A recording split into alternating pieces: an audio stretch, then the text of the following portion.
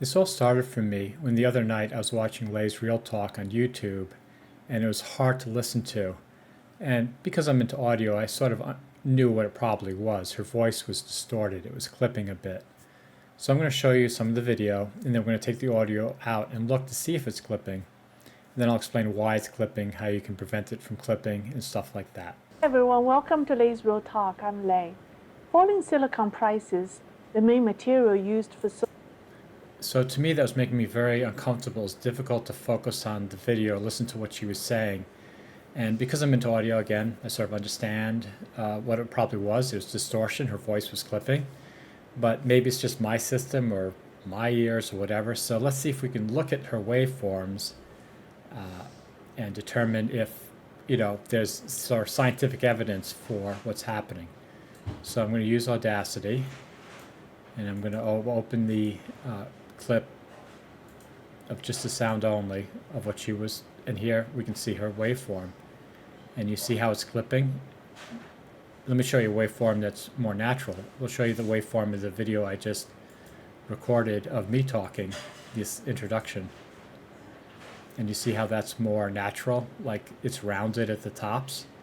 They're all grow, equally, and this just clips at the top. So yes, her video is distorted, and I'm now going to explain how you can prevent that, and what is going on. And I'm going to do that by going into a rant to get your blood pressure, to get you awake. Cue the rant. Hi. Okay. Here's my computer right here. You see my computer? Oh, it's very complex and has all these lights. And many of you expect that this complex machine here, this little brain like 2001, can predict how loud or soft you're talking. It can predict how close you are to the lavalier.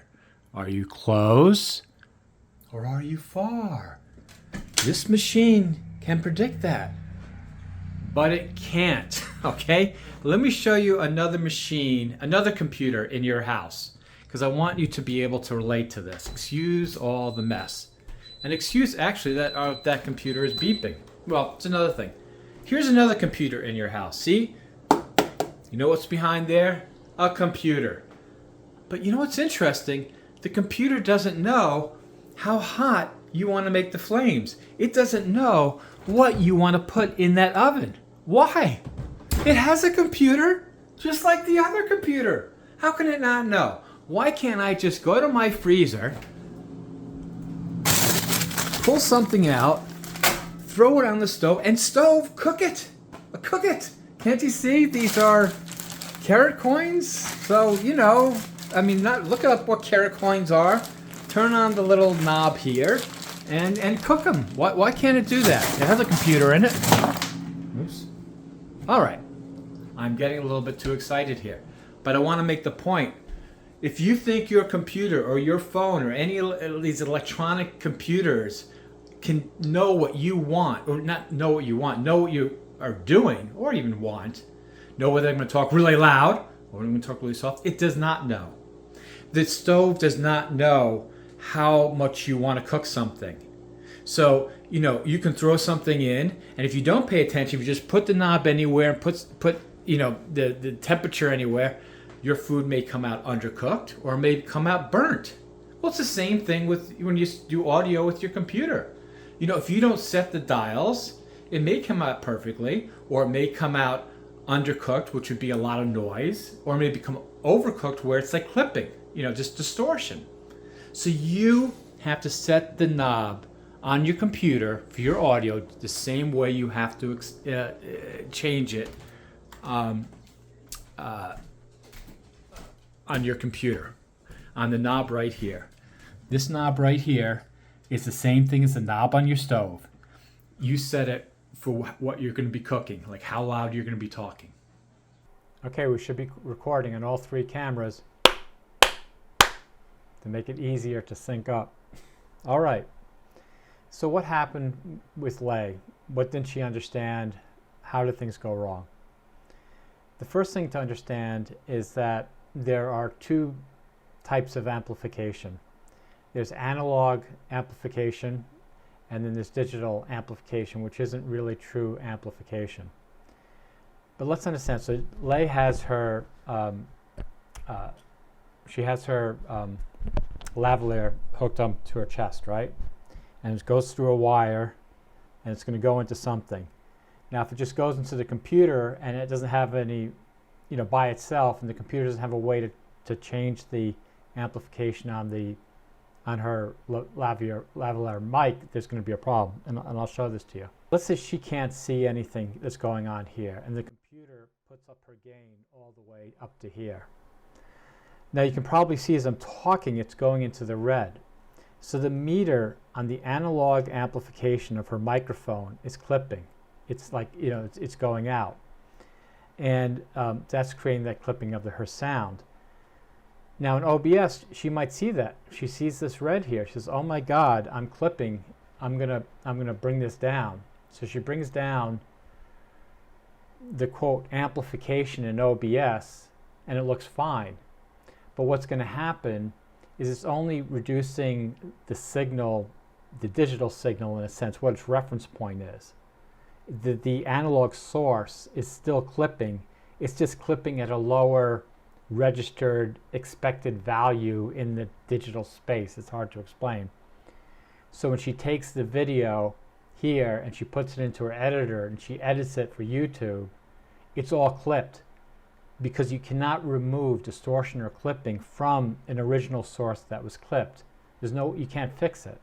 It's broken at the source. Even though OBS is showing it's correct, OBS is just saying I'm not clipping it digitally. But really the clipping doesn't happen digitally, it happens in the analog source. So that's what everybody would need to understand in doing audio, is you want to be able to control your, Now, all that I just spoke, right, that was all clipped, so I'm probably going to use the audio from the phone that's recording this, right? Okay. So what you want to do to get good audio, again, it's just like a stove. You don't want a stove with no dials. Okay, if you're going to cook in any real way, you want a stove with dials. And so the dial you want is like, do you want to cook it a lot or cook it a little, right? I mean, if you have something that's going to cook quickly, like if you have a loud voice, you don't want to put the heat on high. If you have a very low voice, you want to put on more heat. And that's how this works. So, if I'm screaming a lot, I might put it down. Like, yeah, this is really how I feel about things, so it's not going to clip. But if I'm speaking soft, well, this is how I really feel, then I want to move it up. Well, this is how I really feel, right? So the gain on your microphone is all relative to how close you are to the microphone, how loudly you're going to speak or softly. Just like cooking, you have to know in your head already what you're doing, so you can tell the stove what to do. You can tell your analog gain of your microphone what to do. So the first thing is you set your analog gain and then your digital gain. Now, let's just say that you don't have gain here for whatever reason. It's plugged into a computer with automatic gain control, whatever, and you don't know. Well, how do you figure out whether your gain is too high, whether you're speaking too high or too low, let's just say? Well, you can just, if you have it here, generally the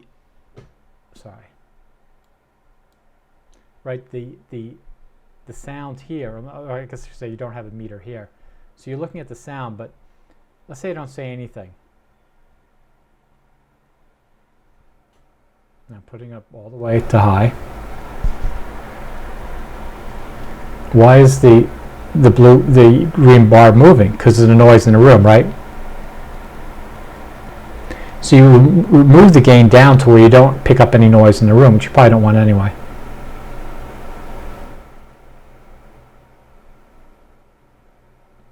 So here I've put down the gain so it doesn't pick up noise in the room. And there's a good chance that with my voice it's going to be fine. As you can see, actually the level is pretty good. So I didn't get that.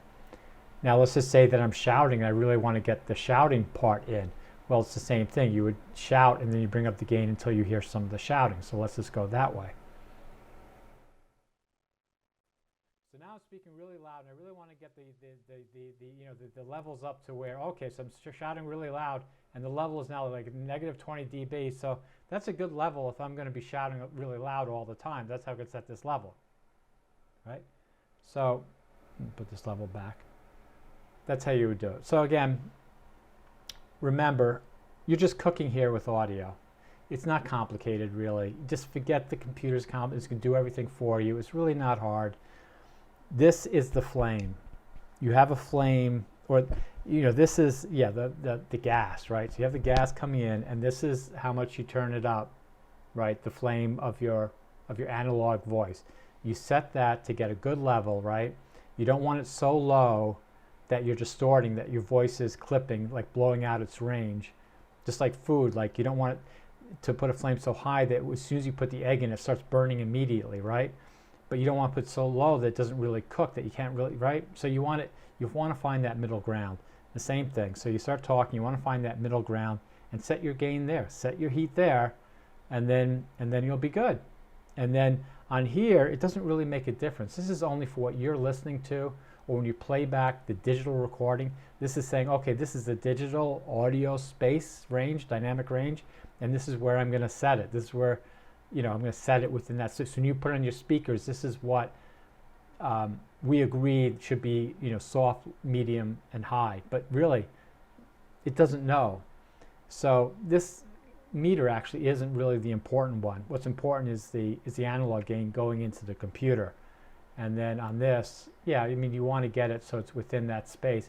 But it'd actually be better to be really low. Like if you put this really low, like I have a client, like they're coming from a camera and I can hardly hear them, right? I can hardly see any bars. But because it's only a digital signal, when it expands out, it sounds completely fine.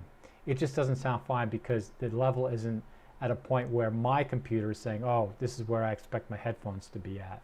So another thing I'm probably making this way more complicated. Anyway, to recap, you plug in your mic, you set the gain, the analog gain on your mic to be where it is, where it's like picking up your mic well. It's not too bright, too hot where it's clipping. It's not too low where you're getting all the noise of the room. Set it just right. Then, set the digital gain in your computer to what you want so it sounds good in your microphone. But actually don't worry about this. This is of secondary importance.